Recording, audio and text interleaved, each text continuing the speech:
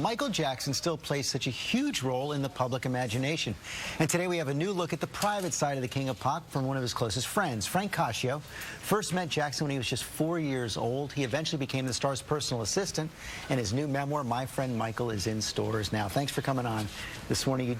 The subtitle is An Ordinary Friendship with an Extraordinary Man, and Michael's been so much back in the headlines recently. What was your reaction to the Conrad Murray conviction? First of all, it's good to be here, George. My reaction was, first of all, I'm very happy justice was served. But my heart goes out. So you believe he deserved the conviction he got? Absolutely. There's not even a question. I think that, you know, he absolutely deserved that conviction. But my heart goes out to his 3 kids who lost their father, their best friend, his family, his fans. Because anyone who knew Michael, a part of them is missing. Well, one of the things you write, one of the refrains in the book is that Michael Jackson's repeatedly saying to you, I'm going to die from a shot. And you did have some sense that early on, back in 1999, that propofol might be a problem for him. Well, first I want to say, I've never ever seen Michael take propofol. Ever. But you did have some suspicions.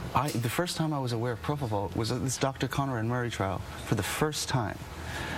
Looking back on it, you know, there was doctors who said, you know, we're going to ease him to sleep and then wake him up.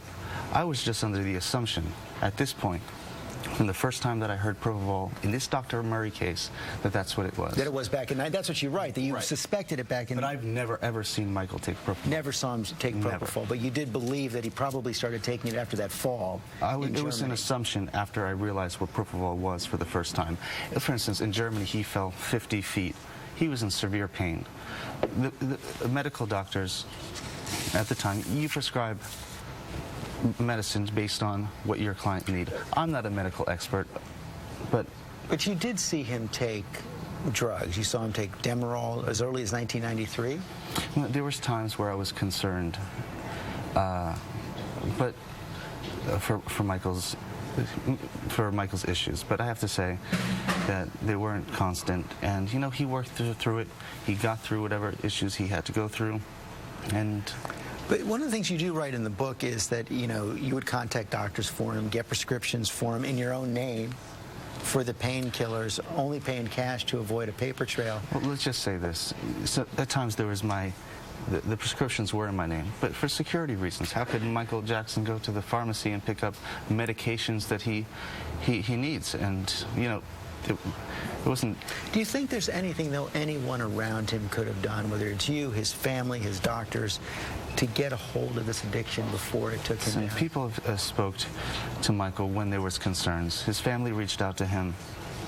But at the end of the day, Michael got through it. Whatever issues there were at times, he got through it.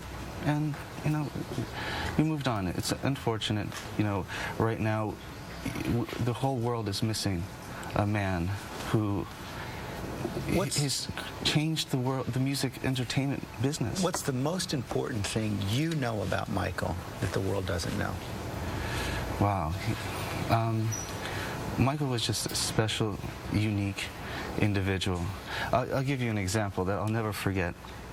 My grandmother at the time, her name is Nicoletta Sotilli. She speaks broken English. She can barely speak English. But Michael and my grandmother had an affection for each other. So my grandmother would be in the laundry room doing her laundry. My grandmother wanted to talk to Michael. They'd be speaking for 15 minutes, and Michael had the patience to, okay, Grandma, okay, Grandma, okay, Grandma. And Michael would say, I don't know what she said. I feel so bad, but she's so sweet. Frank Cascio, thanks very much. The book is called My Friend Michael. All right, thank you. We'll be right